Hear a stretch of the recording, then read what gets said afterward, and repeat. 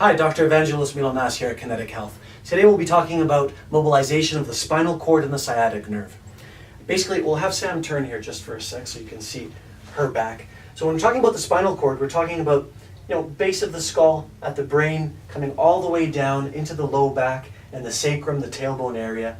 Branches off to the side here, you've got the sciatic nerve, a plexus. The nerve runs down through the thigh all the way down to your foot, basically. So it's quite a broad area. This area, it's involved in low back pain, mid back pain, hip, leg problems. The sciatic nerve itself is it innervates all the musculature here in the back of the leg, skin. You've got sensory branches, motor branches. Quite an interesting nerve involved in a lot of different conditions that we see here on a daily basis. So have Sam turn once again.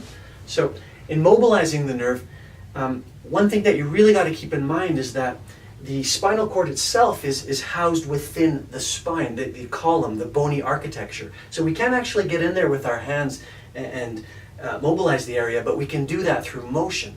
So by having Sam bend forward here at the waist, you can actually see she's elongating her back. She's stretching out the spinal cord. And it's actually considerably longer in this position versus coming back and standing up straight. Now it's in a short and contracted position. So when we're thinking about the exercises and the types of things that you're going to be doing to mobilize the nerve, you got to keep in mind by changing body position, length of tissues, you're creating tension or glide in that nerve. And that's key to some of the exercises that we're going to go ahead and explain now. Hello, I'm Dr. Brian Abelson. One of the first exercises that we're going to go over is actually a cat-camel stretch. This is one of the first things we have our patients do first thing in the morning. You're lying down at nighttime. Essentially, we're a lot taller actually in the morning than we went to bed at the end of the day because our fluid from our body starts to rehydrate the discs of our back. So what we want to do is we want to make sure that we basically get some motion into the spine. At the same time, floss the nerve roots all the way up and down from the cervical spine, thoracic spine, low back. Sometimes we'll have patients, when they have low back pain, focus a little bit more on bending up, taking it up, and just bringing it down. Nice, gentle motions. We don't want to go too far in either a flexion or extension position because we want to just get some nice motion into the spine, and this has the great effect of flossing or moving the nerve roots that come out from the spinal cord so that we loosen up the low back. After we warm up for a while, we're going to put a lot more motion into this. And in terms of flossing, we're actually going to bring the mid back up a lot higher, and then we'll start getting some neck motion into the flexion extension actions of the cat-camel exercise. So now we'll get Sam to really bring that up high, taking it down, and we'll also start putting some neck motion into this as we go back and forth. As we move back and forth here, you see how we're basically mobilizing the nerve roots from the cervical, thoracic, and lumbar spine. This is a great exercise I highly recommend. But first thing in the morning, make sure you're going really gentle with yourself. Back and forth a little bit in terms of flexion extension.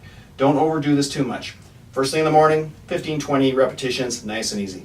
Later on throughout the day, after you warm up, and you want to floss the nerve roots all the way from the cervical, thoracic, and lumbar spine, 15 to 20 repetitions.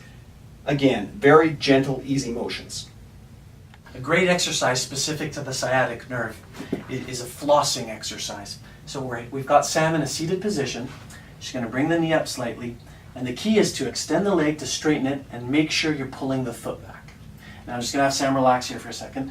I should make a keynote. Basically, if you're in acute pain, if you have someone that's really in pain and suffering and there's a lot of pain down into the leg, you want to start out slow, and your goal is to floss the nerve. And we can achieve that by having Sam move her head back. So we're going to bring this knee up, we're going to straighten the leg, pulling the foot back, and by having her slide back with her head, we're creating a gliding motion, a sliding motion, trying to relieve the nerve and to create motion between the tissues.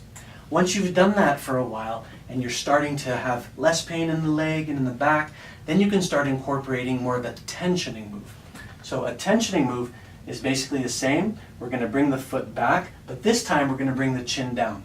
And now we're creating a tractional force, a pulling sensation. So we're tethering the nerve at the bottom and at the top, creating a lot of tension along that nerve and stretching it out. And if you're comfortable with both motions, ideally you'd like to incorporate both. So you could do 5 in this direction and then 5 with the head going back. But please remember, in the beginning, there's a lot of pain in the leg, especially with sciatica. And so you want to make sure you're creating a gliding motion, and that incorporates bringing the head back. Yeah, perfect, good. One of the things I would like to mention with sciatica is if you have severe pain, please see a medical practitioner.